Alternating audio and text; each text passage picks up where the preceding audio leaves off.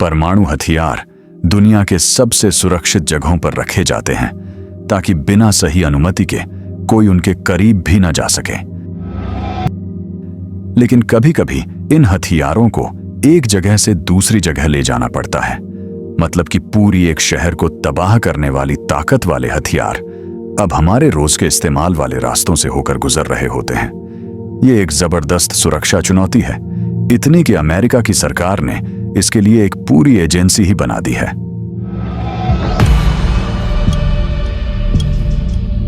यह है कि अमेरिका न्यूक्लियर हथियार कैसे ट्रांसपोर्ट करता है।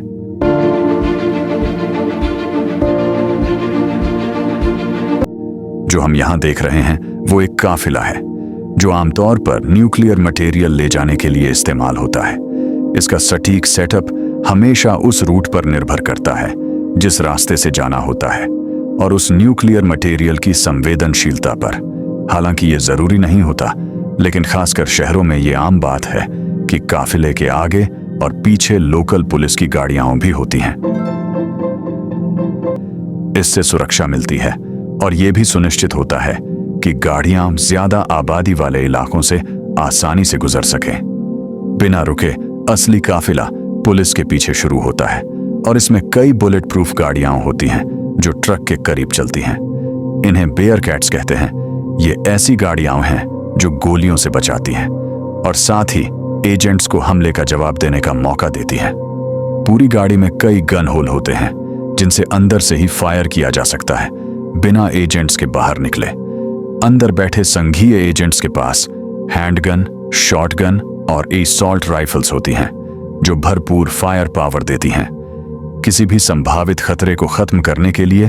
और कुछ मामलों में एक ताकतवर मशीन गन भी बेयर कैट के ऊपर लगाई जाती है जिसमें प्रोटेक्टिव प्लेटिंग होती है जिससे और भी ज्यादा फायर पावर मिलती है। लेकिन यह सब केवल तब होता है जब कोई खतरनाक स्थिति बने और परमाणु कार्गो की रक्षा हथियारों के इस्तेमाल से करनी पड़े। आम ड्राइव में इन गाड़ियों में बैठे एजेंट ऐसे कदम उठाते रहते हैं ताकि ऐसी कोई स्थिति पैदा ही ना हो, क्योंकि ये सारी गाड़ियां मोबाइल कम्युनिकेशन सेंटर की तरह काम करती हैं।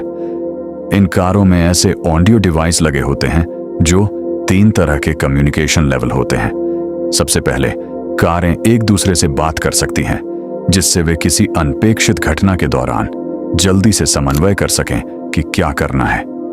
दूसरे लेवल पर एजेंट्स नियमित रूप से इलाके में मौजूद अन्य सहायक बलों से संपर्क बनाए रखते हैं।